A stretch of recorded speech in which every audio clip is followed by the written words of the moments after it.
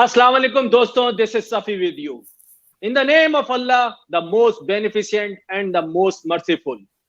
Friends, we always heard about in our life, we should be in a peaceful way, we should be in a calm environment, and we always heard some words like mindfulness, like meditation. But of course, if we are in a very busy life, it's a hectic routine. That's why we are not focusing what are those things and how we have to do it. That's why today I have invited a very special guest. She is an expert on this topic. She's occupational therapist. She is an educator. She is an author. She's a coach and many more things. So I have less time to introduce her. But of course, you all know about her. And recently, she has published a book also that the name was Breathe, Breathe, and Breathe. So welcome our guest, Miss Connie. So Miss Connie, how are you? I'm well, thank you. I'm incredibly humbled and honored to have conversation with you. And I've seen quite a few of your videos over the past few months, and I'm just in awe and in gratitude for everything that you're doing to the world. So thank you. And thank you for having interview, and thank you for being of service. Thank you. Thank you so much, Connie. We are very thankful to you that you have taken some of your precious time and you come here and share your. You are ready to share your thoughts. So, Connie, let's start with our topic, because of course I have received too much questions from many people, but I try to gather and summarize some of the questions which are very relevant and which can help others on this topic. So, the first question I'm going to start, and before starting the questions, I would like you to share your contacts, your about your book and about your Instagram and whatever, so people can understand about your contacts and they can reach to you. So a little bit about me, as you mentioned, I'm recently a published author of this book called Breathe, Breathe, Breathe. Oh, wow.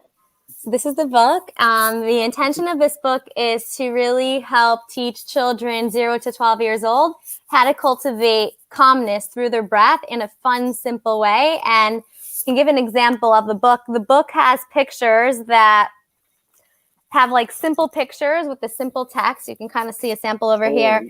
I can trust my body, knows what it feels right to me, especially when it comes to cultivating a meditation practice, is teaching the child how to position their body, teaching the child the importance and the value of their breath. And there's like a simple, beautiful image that allows to go with the text. And that's the intention of this book, just to really teach meditation in a very simple way. And I believe that this is one way to help promote calmness, interconnection, and oneness is through meditation. Even if it's not through this book, everyone and anyone cultivating some type of practice can really be transformative, especially collectively, individually, and then collectively within the world and within society. So that really inspired me to write this book. So for people that are interested, thank you. For people that are interested in purchasing the book, they can go on my website. It's ChanieMessinger.com. And I am going to be working on trying to cultivate an ebook. So people I know in Saudi Arabia or Pakistan or in other countries will have the ability to be able to just get it very instantaneous rather than having to go through customs. Okay, so it's something that I'm in the process of doing. If you're interested and you like this interview, or you're interested in learning and following me, feel free to find me on Instagram. It's ChanieE1, as well as on my Facebook. It's Chanie Messinger, the same name as here as well. And I post a lot of snippets, a lot of small short videos on mindfulness, on meditation, on inspiration from animals, things that have happened in my life. And I feel that can be of service to people in the world. So feel free to follow so that you can have opportunity to watch some of those videos as well. That's great. That's great. And just for the information of the audience, I have shared the information related to Miss Connie in the description also. So after the program, you can see all the details in the description also. So let's start with the questions, Miss Connie. The first question I received, of course, it's a very basic question, but of course, people would like to know about it, that what is mindfulness and how would you explain the concept of mindfulness? So I would say, simply put, mindfulness, very simply, is present. That's the simple way that I perceive mindfulness. However, it's about, and I like to bring in the definition of Jon Kabat-Zinn. He says that mindfulness means paying attention in a particular way, on purpose, in the present moment, non-judgmentally. And there's key things that I like to pull away from that definition. The key things that I like to pull is attention. I like to pull away non-judgment, as well as I like to pull away the cultivating presitude. So how exactly can you do that? Paying attention, within our lives, we have internal dialogues. We have our thoughts, we're having our feelings, we're having our sensation. And then on top of that, we're having the external environment within our surroundings. We have a tendency to be on autopilot. So I need to do this, I need to do this, and after this, I need to do that. And I'm having this checklist throughout my day. And a lot of the times we're really not having the opportunity to tap into what am I seeing? What am I smelling? What am I tasting? What am I feeling? Because there's this mindset and this mentality of go, go, go, do, do, do. And when you're able to tap into being in the present moment, it allows for connection to love and gratitude and kindness. Otherwise, we're missing that bridge and we're missing that connection when we're constantly going, going, going, doing, doing, doing. So in addition, within our lives, when we are doing, doing, doing, a lot of the times there's judgment that's coming into mind. This is not good, or this shouldn't be a certain way. And we label our experiences. We're labeling our thoughts. And a lot of the times our default is to label this in more of a negative way. And with mindfulness, we learn how to take that step back and to cultivate non-judgment, to cultivate that pause, to cultivate that slowness, so that before we're reacting, before our mind is going into that instantaneous, that negativity, it gives us the opportunity to stop, take a step, and pause before we're having any type of reaction. And through mindfulness, we have the opportunity to pay attention on purpose. We have the opportunity to cultivate non-judgment. We have the opportunity to cultivate non-reaction. And the key is this observation and this attentiveness that you learn how to do through meditation and through mindfulness. And it gives you the ability to be able to cultivate presence over and over and over again. That's great. That's great. What I understand, like everybody nowadays in busy life, they are just running. It's like a racing in the life. So we have to be slow down in this racing, and we have to think about ourselves. We have to think about some peace and calm in our life. So that's wonderful. Kuni, the second question I received is from UAE, and what he's asking, he's saying that how do you learn mindfulness? How we can learn about it? So there's 3 ways, and I think there's 3 primal ways that you can learn. Number 1 is some type of meditation practice, which we're going to go into throughout this interview. Number 2 is being in nature, especially nature is constantly transforming. It's constantly changing. Nature, trees and animals and plants, and just being outdoors just cultivates being in the present. And another way is through different types of movements, doing yoga, doing Pilates. Those are all different types of ways that you can cultivate and you can learn about mindfulness. And the key premises with movement, with nature, with any type of sitting meditation or any type of meditation is 3 things. It's what is your intention? So typically the intention is presence, awareness, openness, space. That's typically the first thing that you want to focus in on and have an idea about. The next step and the next thing is attitude. How am I coming into this? I want to come into this with non-judgment. I want to come into it with kind, compassion. I want to come into it with love. And it's really, I like to call it something, there's a word by John Locke, it's called tabula rasa. I think it's in Latin, and it's a blank slate. Coming into any meditation practice with an openness, like almost like this blank slate. There's nothing there, a novel mind, a beginner's mind, that I'm coming into this practice non-attached, just allowing, just being with whatever may come into fruition.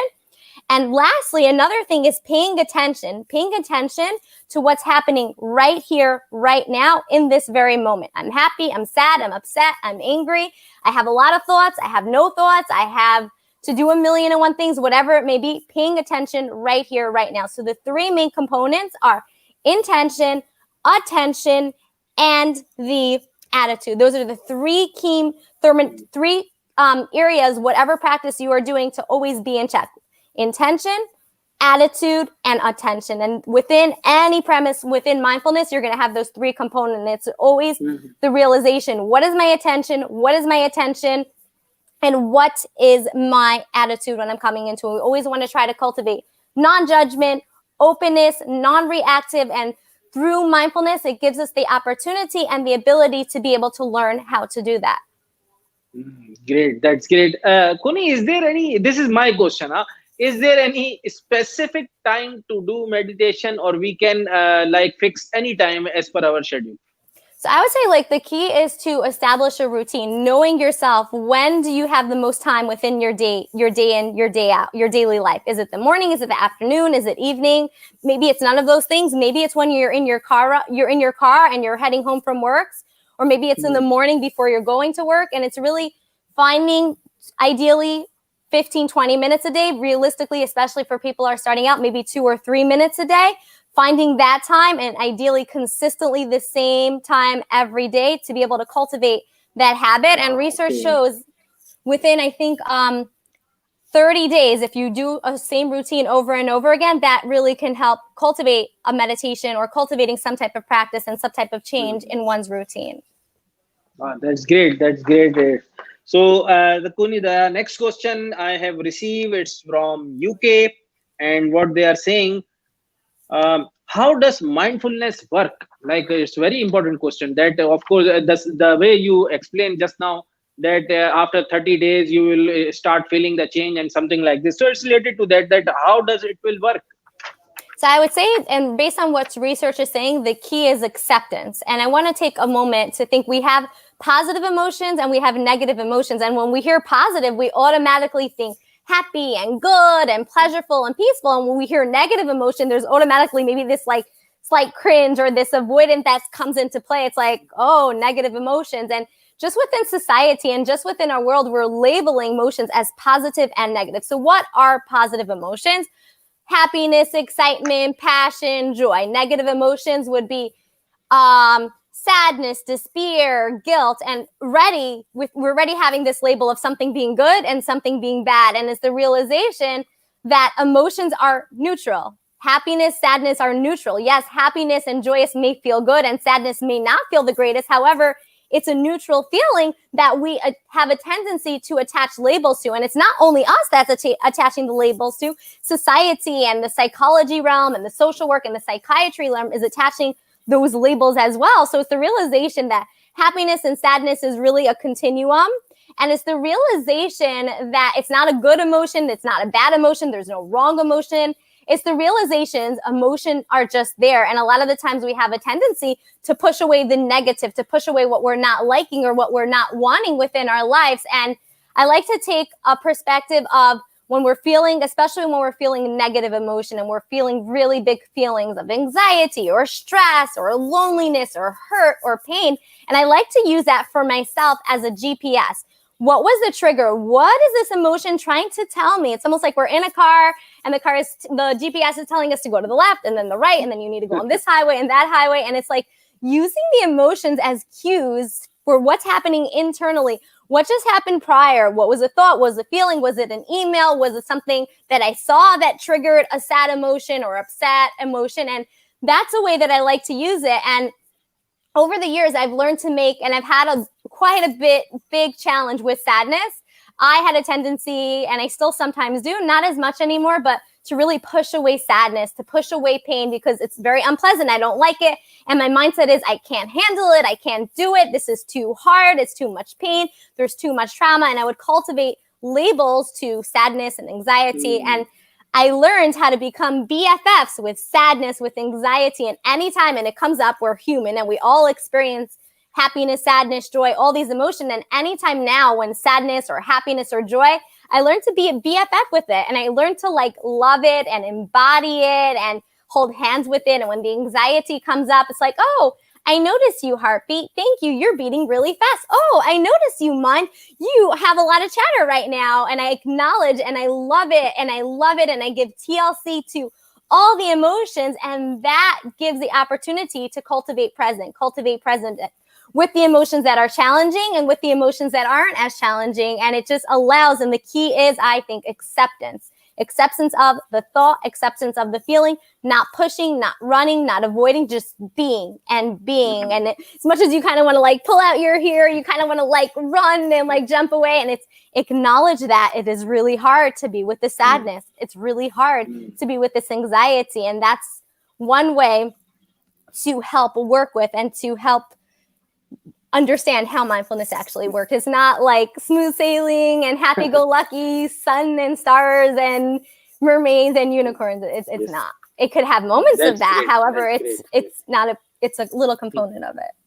That's great. Kuni, one of the comment come from Usman Khan, and he's just complimenting that it's a very great content which you are sharing with them. And Mr. Usman Khan, if you have any questions, so you can ask also. And whatever you were saying, Kuni, I just remember one thing which Mr. Jim Rohn explained in one of his speech. He said it's related to emotions. That what is the power of emotion?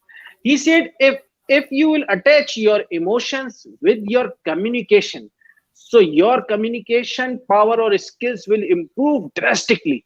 That means emotions have some special thing. If you attach with your communication, so it will give out totally different results. So that's very great. The thing which you have explained related to emotions, it's wonderful. It's like when you're thinking and when you're speaking or preparing for a talk, and you can tell the difference between, and I know sometimes I do read off of something, but you can tell the difference when someone is reading versus when someone is speaking from their heart. And it's the difference of when you're talking from your heart or when you're talking from your mind. And you can see that, I'm sure, with your friends and family, when a person is speaking from their own truth, their own essence, their own passion, versus just kind of like robotic and just following or just saying or just doing. And you can see that. And it's exactly with what you're saying when it comes to communication, when we're talking from our heart versus talking from our mind, and the expression and the connection and the interaction is so different than when we're coming from our thinking mind. Yes, definitely. Like if someone is doing flattery, if someone is saying you are my good friend or you are close to me or something like this, it's very important to have some emotions with that. Otherwise, the other person, of course, he will know or she will know after some time that whatever you are saying, it's not real. So even if yes, please. Yes, Sorry. no, please, you go ahead. Sorry, even if they're, let's say, not able to articulate what they're experiencing, there's something vibrationally or there's something intuitively that they're picking up, and they're having that idea with the conversation with that friend that, oh, something's just not feeling quite right. Maybe I don't have the words to cultivate it, but it's just that feeling and that vibration that I'm experiencing. And then it might be like, okay, I don't know if I really want to talk to that person about whatever the topic, or I don't know if I really want to talk about whatever with this person because I'm already feeling some type of charge with the other individual. Yes, that's 100% agreed with you. The next question is this is from Pakistan, and the question is, what is the difference between mindfulness and meditation? Because in our thumbnail also we write two words, mindfulness and meditation. So of course people maybe get sense like, what is the difference between these two terms? So mindfulness is the awareness of something. Meditation is the awareness of nothing. Mindfulness and meditation are almost like mirrors for one another. Mindfulness can help support meditation. Meditation can expand mindfulness. So, especially when you're learning to cultivate a mindfulness or a meditation practice, mindfulness, we can do activities mindfully. We can eat, we can sleep, we can walk, we can do our daily activities, our daily occupations mindfully by being present and just attentive. When I'm walking, I'm walking. When I'm eating, I'm eating. When I'm speaking, I'm speaking. We can do things pretty mindfully. Meditation is I look at it as when we're sitting and we're using some type of anchor. When I'm meditating, I typically use my breath as an anchor. Every time I have a thought or a feeling, I'm using my breath to refocus back into the moment. Every time that I'm noticing there's a thought or a feeling and I'm refocusing back into the present moment, I'm cultivating presence, I'm cultivating mindfulness. So through a meditation practice, that's how you're able to cultivate mindfulness, and you're able to build that muscle when you're meditating. So when it comes to day in, day out interactions, conversation, working, speaking, anything and everything that you're doing, you're able to cultivate more and more of mindfulness because of the meditation practice. And it's just also, the idea is in school, we have opportunity to learn ABCs, right? How to read, CAT spells cat, DOG spells dog. In school, we learn something simple like that. We learn math. We learn 1 + 1 is 2. We learn about photosynthesis in science and the importance of sun and the importance of the water and the soil. We learn about science. However, in typical paradigm and typically in school, do we ever really have the opportunity to learn to mind the mind? Do we really have the opportunity to build the mind muscle? And meditation allows us to build the mind muscle so that we can learn how to be mindful, so that we can learn how to be present in the right here, right now. Connie, the book you have shown to us in the beginning, this book is for which grades, or what is the age criteria for this book? Children from the age of 2 till about 11, 12 years old, I would say this book. And the intention is really to teach the power of the breath in a simple way.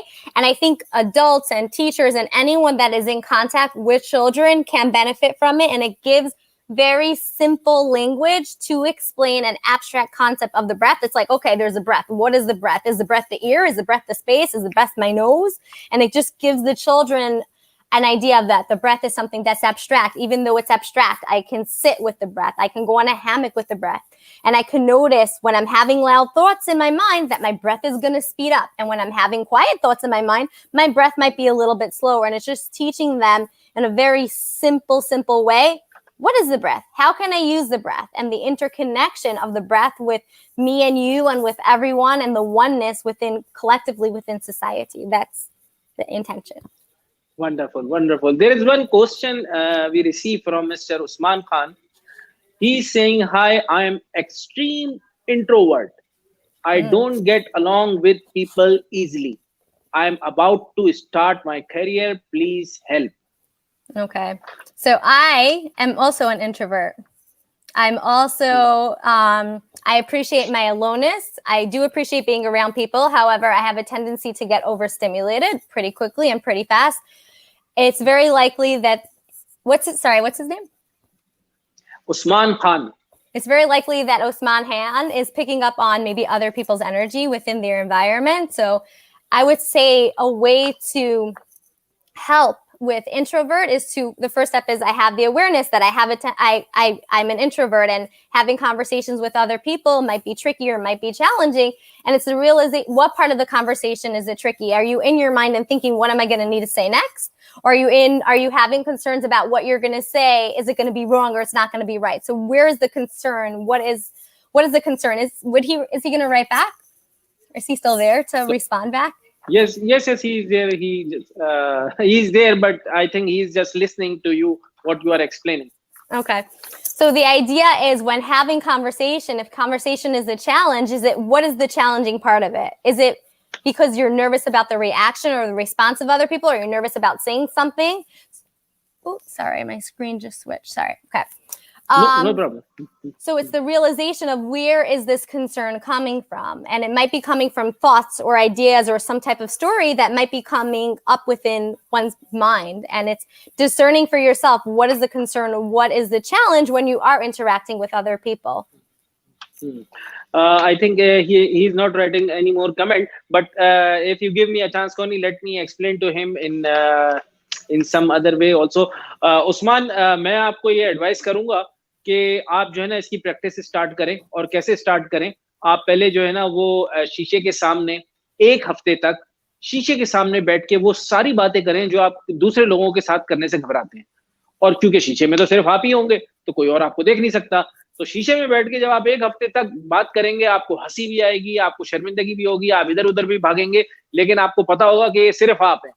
तो 1 हफ्ते के बाद जब आप शीशे के सामने एकदम बिल्कुल बहादुर इंसान की तरह बिल्कुल परफेक्ट हो जाएं, उसके बाद दूसरे स्टेप में जो आपके सबसे करीबी लोग हैं उनके साथ जो है ना आप घुलना मिलना शुरू करें और उन्हीं बातों को शेयर करना शुरू करें। और तीसरे स्टेप में जो है ना आप फिर जो आपकी जो अदर पब्लिक है और जिन लोगों में आप जाना चाहते हैं उनके साथ जाके उसको करना शुरू करें। ये स्टेप बाय स्टेप करना शुरू करें। मैं आपको बता रहा हूँ कि बहुत बड़ा डिफरेंस आ जाएगा। आपका कमेंट नेक्स्ट टाइम मैं पढ़ता हूँ। कोनी, we receive one more comment from mister Usman. He is saying, yeah I get nervous because how they would react, or I would get ashamed. Okay. Yes. So it's ultimately what you can't think about, what you're able to control and what you cannot control. And what you can control is your ability maybe to articulate.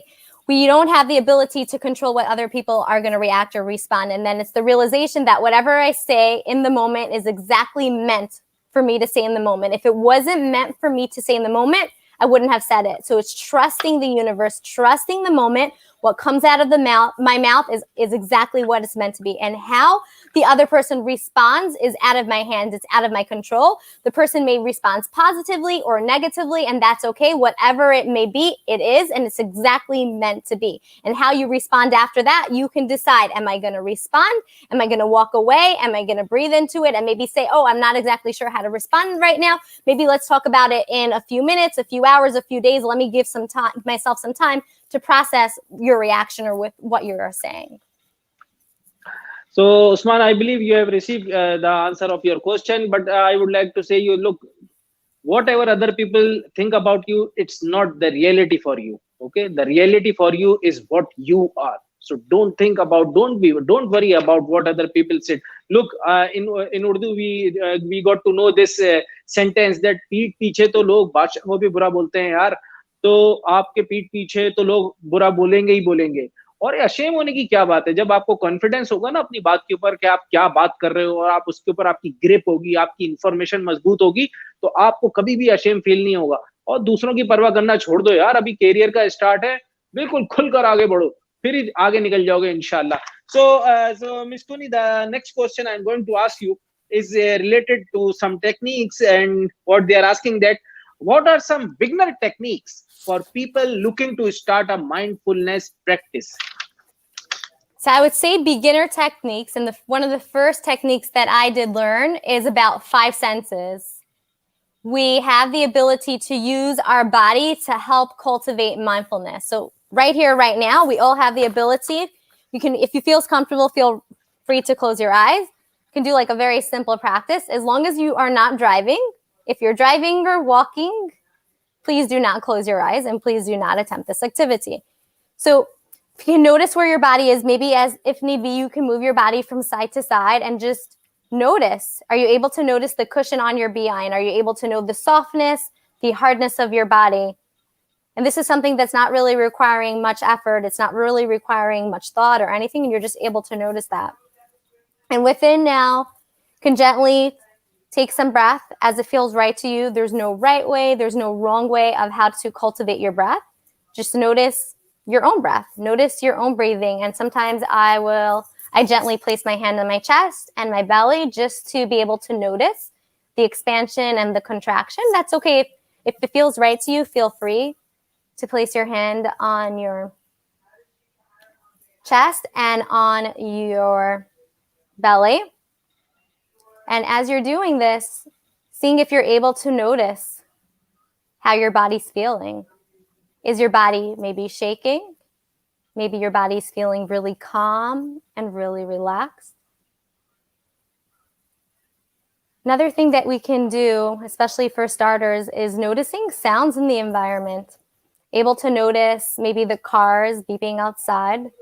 Maybe there is the heat that's clinking in your home, or someone walking upstairs. Using our ears to help cultivate the present moment.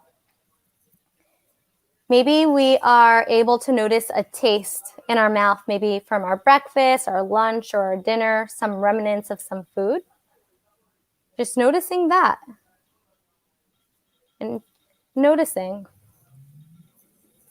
Whenever you're ready, if your eyes were closed, feel free to open. And the idea is, within our day-to-day life, even if we're not sitting and our eyes aren't closed and we're having stress or we're having anxiety, just honing in on our 5 senses, 5 things, let's say right here, right now, what can I see in my environment? So I can see a lamp, I can see a blanket, I can see a door, I see a water bottle, I can see a phone, I can see glasses. Something like that is just a way to help cultivate some type of mindfulness. And then I typically do use my breath as anchor within my day-to-day environment when I'm noticing, and I've got to a point where I can notice when I'm breathing really heavily or I'm forgetting to take a breath, and I'm able to notice, okay, I need to take a step back and I just need to breathe. So that's another way to help start and to cultivate. There are some really great apps. I don't know throughout the world if they're available. Headspace is a really great starter app. insight timer, as well as Calm app. There are free audios, free meditations on there. And for people that are interested in starting a practice, I would say, and as we mentioned in the beginning, importance of a routine. What is the time of day that you have 3 minutes, 5 minutes that you can spare just to sit, just to focus in on your breath, and maybe setting a timer for a minute, 2 minutes, 3 minutes, whatever time you have, and just noticing your breath. And you can notice the breath from your nostril area. Maybe you're noticing from your chest or your belly area, and just sitting and noticing that every time there's a thought or there's a feeling, going back onto the breath, and knowing that there's no good meditation, there's no bad meditation. It all just is. There's some meditations when I'm sitting for 20 minutes, and out of the 20 minutes, maybe 15 minutes of it, 18 minutes of it, my mind is elsewhere. And that 3-4 times when I notice that I'm in thought, bringing it back is me being mindful. I'm building that mind muscle. And then sometimes when I'm meditating with it for 20 minutes, 15 minutes, I'm on the breath for 90% of the time. And is it a good meditation or a bad meditation? No, it just is. And our mind has a tendency to wander. Our mind has a tendency to think and to do and to seek sensation and seek stimulation. And especially for people that are starting out, if there is a constant thought or if there's not much thought, there's a lot of sensation, a little bit sensation, it's exactly how it's meant to be. It's not right. It's not wrong. It just is the way it is. And each and every moment, each and every meditation is a novel. Even though I've been meditating for about 10 years consistently, for 6 years, each meditation is so different because I'm so different in each and every moment. For that much long, it looks like you are very young. Maybe you are doing I started since when I was 18. Oh, so I thought you are 18 now. So the next question is, how can mindfulness practice enhance our everyday lives? Very, very great question. So how can mindfulness help enhance our everyday life? It really helps us with everything and anything that we do. So let's say we're having a conversation with friends or with family. A lot of the times we may have a tendency to react or respond, and mindfulness allows us to cultivate that pause, to cultivate that slowness. And when it comes to our ability to sleep, people that meditate versus people that don't have a meditation practice have better sleep. People that are meditating, and when we have better sleep, what happens? We have better ability to focus, to be attentive. We have better ability to be more productive and more purposeful with our career, with our studying, with our daily routines. It allows us to be more patient. Again, it goes back to non-reacting.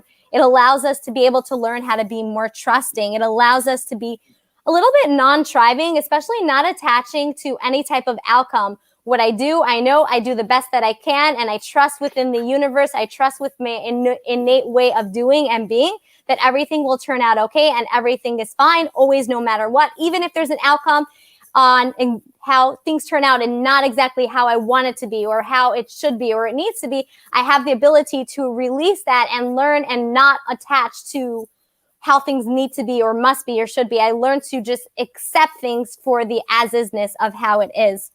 It also can help with our ability to, let's say, for example, we're waiting. And what are we going to do with my time? I'm waiting. I'm stuck in traffic, or I'm waiting for a doctor's appointment. I'm waiting for some type of session. I'm waiting in the grocery store. And during that time, we have the ability to cultivate some type of mindfulness, maybe cultivate some type of meditation, and to use that time, quote unquote, in a purposeful and productive way by maybe focusing in on the breath, rather than being on my phone and scrolling on social media, or rather than thinking about what I need to do for the next day or 2 days. So I can use that waiting time within my everyday to cultivate, again, being mindful. And I can do short mindfulness activities throughout my day. And throughout our days, we need to brush our teeth. We go to the bathroom. We're taking a shower. We change our clothing from our PJs into our work clothing. Then we maybe go to work or we go to school. And during those time frames, when I'm brushing my teeth, I can cultivate mindfulness. When I am in school and waiting for the teacher to start the class, I can cultivate mindfulness.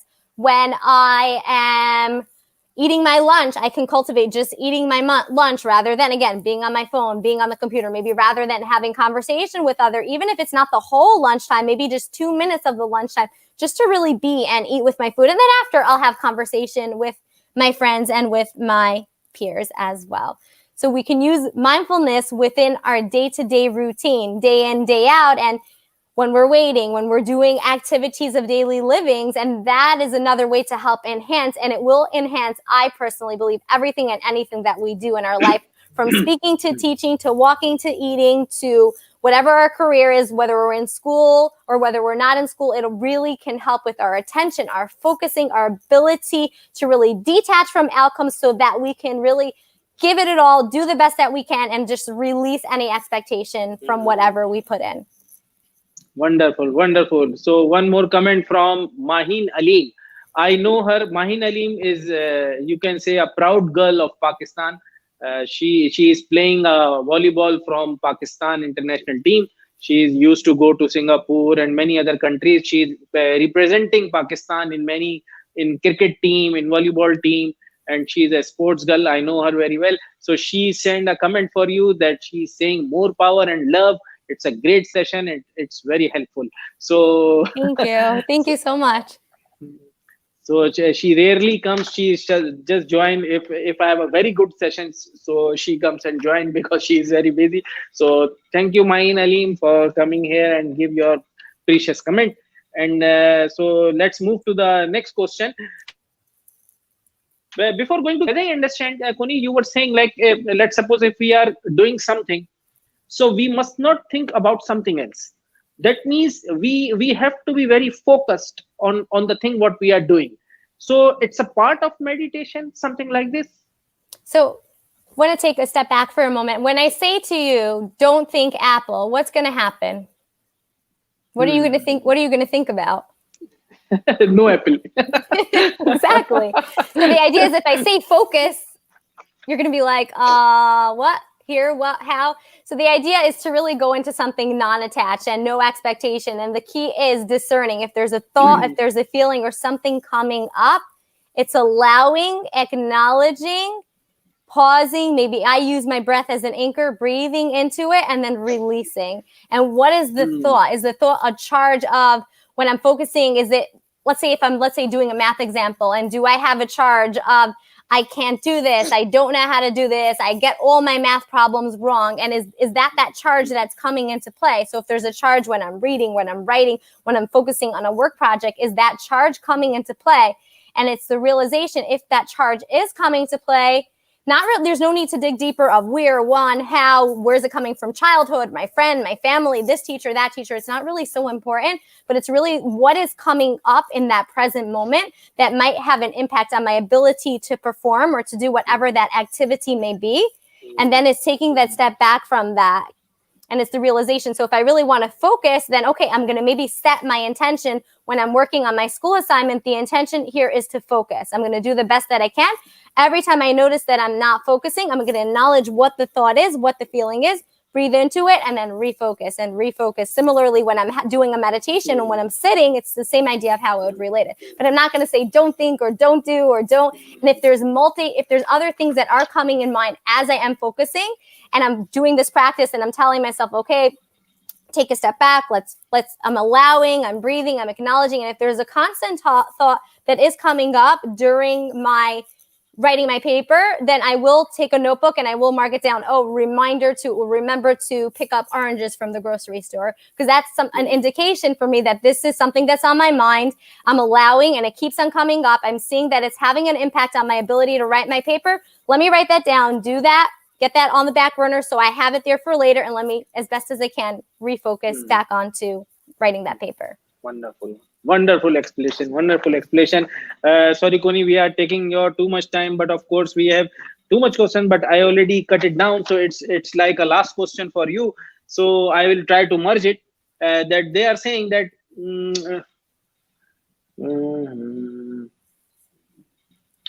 you can say, like, I'm trying to merge the questions.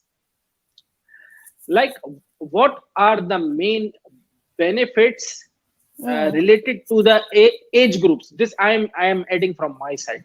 Like let's suppose you make a book for children, and you are talking about this meditation for adults also, and it might be for the you can say senior citizens for. So is there any difference for the, it's related to the age groups also, or everyone have the same results? So I'm very familiar with studies for adults and for elderly. I'm not so familiar with children. However, there's some meta-analysis studies, meaning that they've taken a collectiveness of a lot of research and they kind of groups it all together, and there is ability to generalize a lot of the information.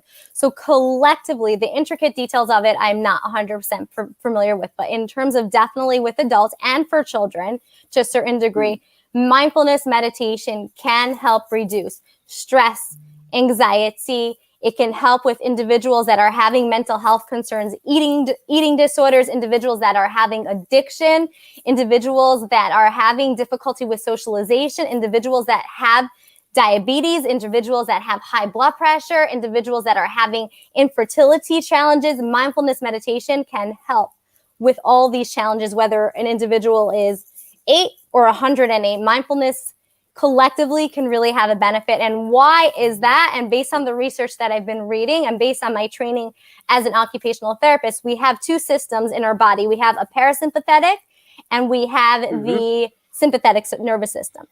Briefly, the sympathetic nervous system is our flight or flight reaction. It's a lot of the times if we've experienced trauma in our lives, we may be constantly in this flight or flight. Some type of sound, oh my gosh, hypervigilance. Some type of movement, hypervigilance. And the parasympathetic is so when an individual is in this heightened state, in this sympathetic state, they're constantly producing cortisol and they're constantly producing stress hormones. And when these stress hormones are being produced, what happens? Increased heart rate, increased blood pressure, and it can result in heart irregularities. It can result in eating problems. It can result in anxiety, and it can result in a lot of whole bunch of different problems. The parasympathetic nervous system is the opposite system. This system is the calming and the relaxing system. This system actually can help reduce, and it can help reduce the production of the release of cortisol. And the parasympathetic nervous system can be activated through breathing, through mindfulness. It can help activate the parasympathetic nervous system to help promote calmness within the body. And not only the parasympathetic is activated, it's also our own innate automatic system. We're having the ability to control internally how our body is processing. So internally, we're able to slow down our physiological responses that are happening. So what happens then with our minds? How do we mind our mind? We can mind our mind through the meditation, through sitting, and every time there's a thought or there's a feeling, we're coming back onto the breath. So it's going hand in hand with the parasympathetic activation. And a study as of 2014 showed, I think it was over maybe 8 to 12 weeks for individuals that meditated and for individuals that did not meditate. And there's actual neurological changes in the brain and specific brain structures that explains how there's a less of release of cortisol and less of release of certain hormones that cause the facilitation for the flight or flight reaction with the sympathetic nervous system. So specifically, when we are in a state of anxiety, what happens? Anxiety can impede on our memory. And research shows that individuals that have a meditation practice, the hippocampus, which is important for memory, becomes more activated. An individual has improvement with memory. In terms of thoughts and feelings, when an individual has a meditation practice, there's changes in the prefrontal lobe and the insula of the brain to help with thoughts and emotion regulation. Then there's another area in the brain that's very important for the communication and connection from the right half of the brain to the left half of the brain, especially in communication, especially with integration, especially with activities that require attention. And this area of the brain is the corpus callosum. And research, again, we're able to see that there's increased neural productivity and increased charge and light up in that area in the brain in comparison to people that don't meditate. So not only is meditating helping in the present right here and now, and with the practice and with that habit, there's actual changes, and the changes in the brain are directly related to release of hormones, and there's directly related to change in behavior, change in interaction, communication, socialization, eating, sleeping, reading, with everything and anything that we do in our life. That is the power of a meditation practice. And my firsthand experience, and I think I've mentioned this in previous interviews. So I started meditating when I was about 18 years old, inconsistently for a few years. But prior to that, when I was 6, 7, 8, 10, 15, 18, even 2021, I personally was in that flight or flight. So I've experienced trauma in my life, especially at a young age. And my body and my system was in hypervigilance always, all the time. And I remember being in my late teenage years and thinking, how can I live the rest of my life? I'm so enmeshed and so embodied in anxiety, and I'm so young. I still have so much time, and there's so much that I want to do in this world. Exactly what I wanted to do, I didn't know. And I was exposed to a lot of different practices. I was exposed to cognitive behavioral therapy. I was exposed to hypnotherapy, and I was exposed to flotation therapy, and I was exposed to yoga and Pilates, and these were amazing and they're great interventions. However, I was still experiencing a lot of anxiety. So let's say cognitive behavioral therapy, a big premise is you change your thought, you're going to change your behavior. I was changing my thought, but my body was still in this flight or flight. And I didn't know how to shut that down. I didn't even have the words to be able to shut that down. And then once I was about 18, and then when I was about 23, 24, that's when I really started to cultivate a meditation practice. I was the type of person that could not sit still. I was constantly fidgety, going, a lot of anxiety, what if thinkings, what if this happened, what if that happened? And with meditation, I literally learned to mind my mind and build my mind muscle. And if you would have most probably did a pre and post like brain imaging of my brain, you would see a lot of less activity in my hippocampus, in my corpus callosum, in my prefrontal cortex now. And if you're looking and you would do it, you would definitely see changes, because I've learned how to, and the key was acceptance of my emotions, acceptance of my thought, not pushing it away. And firsthand, I learned how to be able to activate my parasympathetic. And it's not to say that I don't experience stress or anxiety or challenges 110%. I just learned how to embody it and love it. And like I mentioned in the beginning, my BFF and my GPS, and how can I learn? How can I grow? And it was through a meditation practice. And it had its moments, and it was challenging, and it was gradual from starting. I started out with 2 minutes of meditation, 5 minutes, 10 minutes, to 20. At this point, I can do for an hour, 2 hours, 3 hours, but I gradually built my endurance to be able to do it. And it was minding my mind, accepting and loving myself for who I am. And with the meditation practice, I kept on learning how to be able to do that. And I'm still learning to be able to do that, because anytime I go into a meditation, I go into it as a novel, as a beginner mind, as a tabula rasa, a blank slate. It doesn't matter. I have 5 years, 10 years, no years. It doesn't matter. Each and every meditation is so different. And I go into it just open. And I typically don't really ever have any intention. Maybe, I usually have one intention. The intention is to accept the as-isness. Anything that comes up, as best as I can, I want to accept my thoughts or my feeling. And I don't really have attachment ever to any outcomes or any expectation with meditation. Wonderful, mind-blowing, Connie.